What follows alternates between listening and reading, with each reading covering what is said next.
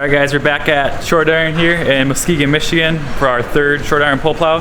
We got Eric here, the ultimate pull plow installer. Eric, what's the first step to installing a pull plow? We're gonna get her set up on the hoist. Take this spare tire out. Take the extra weight out. Get ready to mount the power.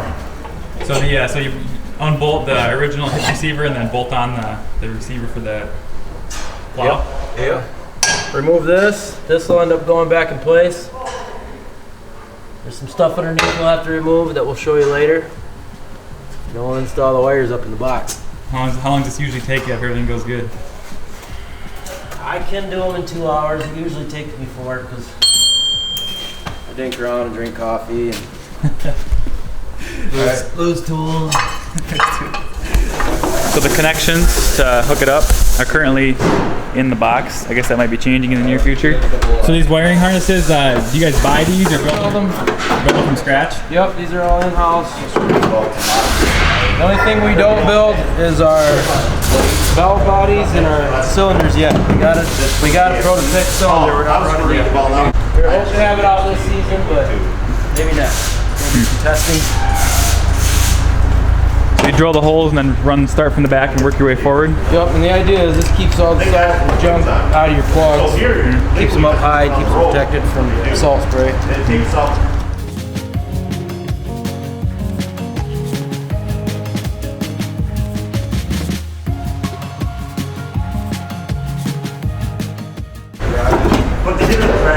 So what gauge wire is that? Looks pretty heavy. This is 4 gauge. 4 gauge, yeah, it's pretty thick.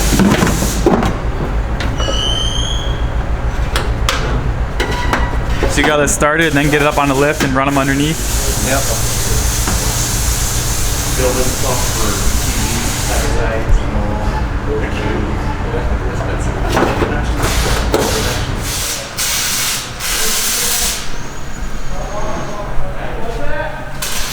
Jason, what kind of material is this cutting edge?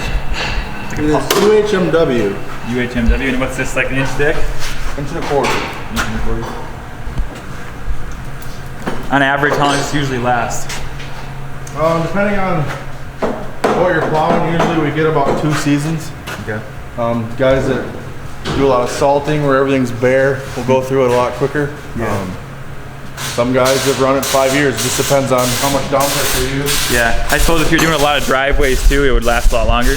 Doing a lot of driveway and stuff. We have one that's like, we have almost 2 seasons on, it's probably about here. So in 2 seasons, it's like not even half. Yeah, I usually tell people at least figure 2 years. Yeah. And what's the new set like to run when it comes time to replace them? For everything, it's $550 for the cutting edge and then whatever shipping will be. That's standard. It's the same. Like I just got a pair of Western cutting edges, and that's what it was, $550. And we've tried steel before, and you get about the same wear, but you get a lot of rust stains and chatter, so that's why we go with this. Yeah.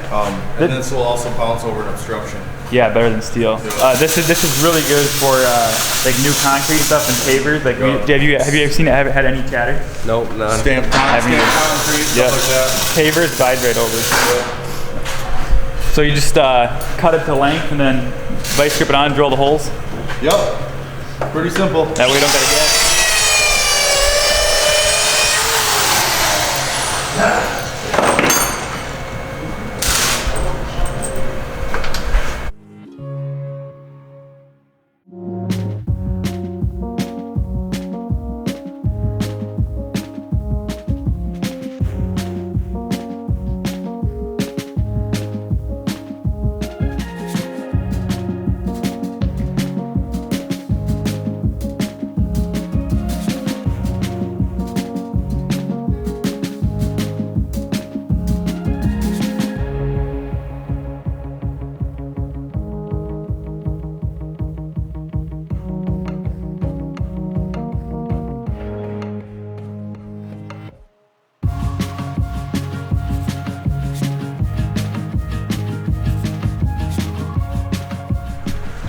When you take the spare tire out, especially on the GMs and some short box trucks, you take this out and the spare tire will go back up there, but it's got to move slightly to accommodate the new hitch. It's a little bigger and straighter design.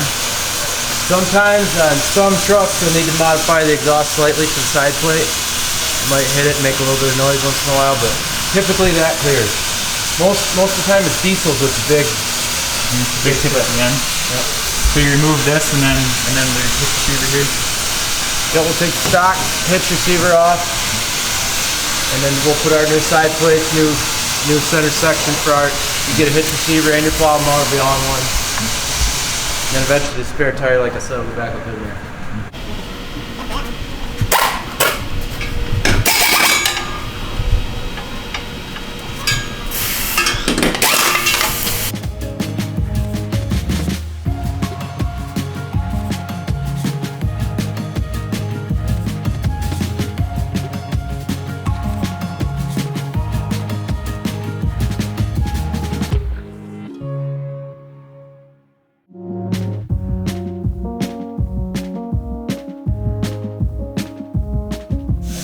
Got the old mount out. This is the side plates that will go in place. There's 5 pieces of this hitch. We have the side plates, center section, and there's side hangers that wrap up the side of the frame. And I can show you those in a moment. These dimensions here are always the same, so you can interchange plows to anything else. The only thing that changes is the truck side width. I typically use the factory fasteners up here when I can. I clean them up, relock, tight them. If not, we use American-made grade 8 hardware or Canadian source. Cheaper stuff doesn't hold up. That's broke on us in the past, so pretty picky about that. Pretty simple. Perfect. So it just mounts up in there, and then you kind of set the height depending on the truck. Yep. And usually what I do is I try to just tuck it up nice. It's not like a Boss where there's adjustment, because you can adjust that on the plow with your top links. Right. So it's I pretty much just try to get it as high as I can, so it looks decent. It's not hanging down, catching anything. Yep. Go from there. So you get these in, get the bolts finger tight, and then put this on, or do you tighten those up first? Yep, I get everything finger tight, get it all in place. Once everything's kind of assembled, then I tighten it all up, make sure it's centered and straight. Got the height where I want it. Right. Okay. Looking good. So I'm assuming that's a ground you tuck up in there somewhere? This is the ground. I try to tuck this up in the middle somewhere. Try to get it right on the frame.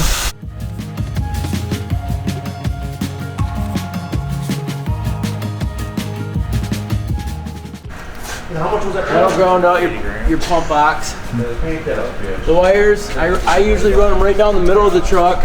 Get them way up in there so they're out of the way? They're out of the elements. They're away from your factory harness. If you ever have to work on anything or you want to take it off, change it to another truck, it's pretty easy to get at. Pull them right through. And once we get up front, I'll show you how to hook them up. So you run it up to the front and then take out the lift and pop it in? Yep.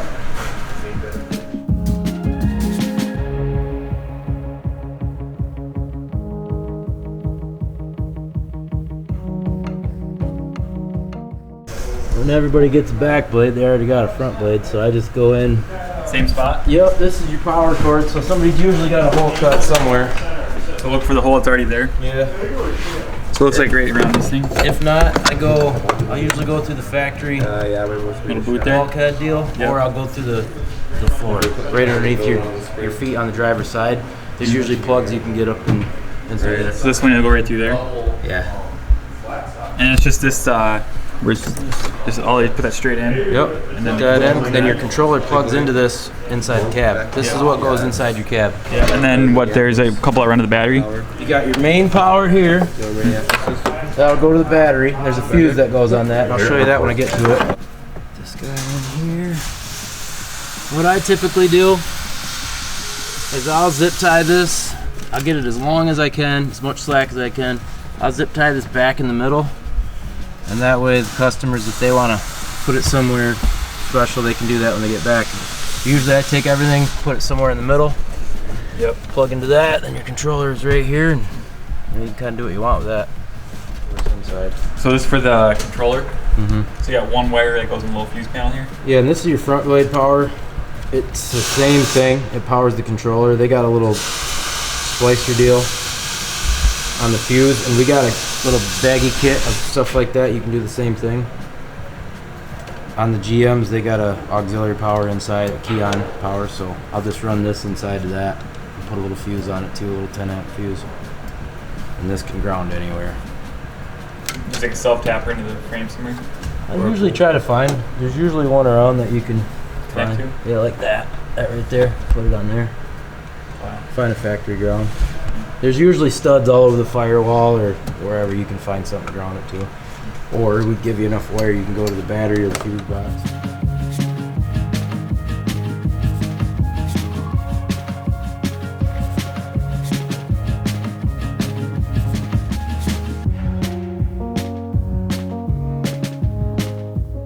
It's been about 2.5 hours.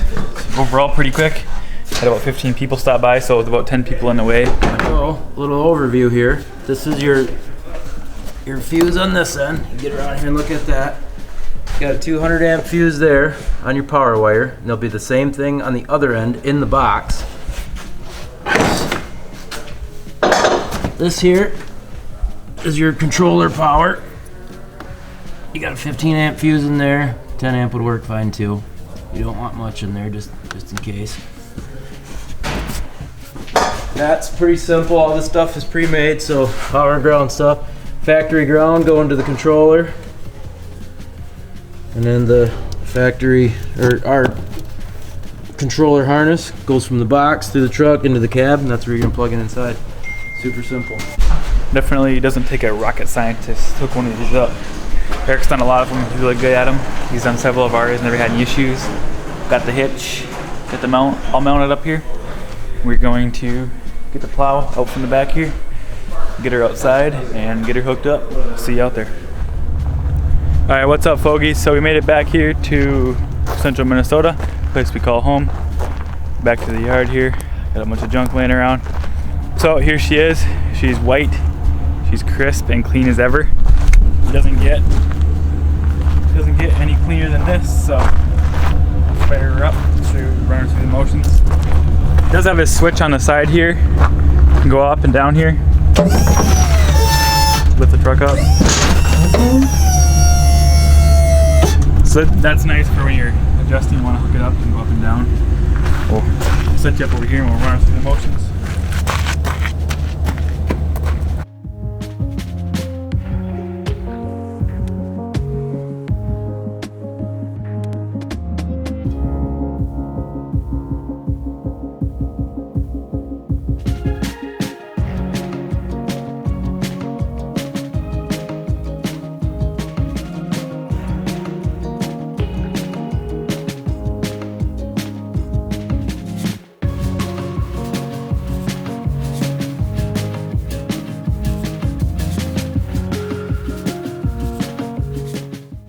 If you're looking to do it a little different than most guys, I would definitely recommend getting a pull plow. Give Jason a call. You can do just about twice as much with a pull plow like this as you can with any ordinary front plow. So give Jason a call. And yeah, thanks for watching. Appreciate you sticking to the end of this video. And remember, in order to get results no one else is getting, you must do things that no one else is doing. See you soon. Oh, and when you do end up getting a short iron, make sure to mention to Jason that you've seen this video.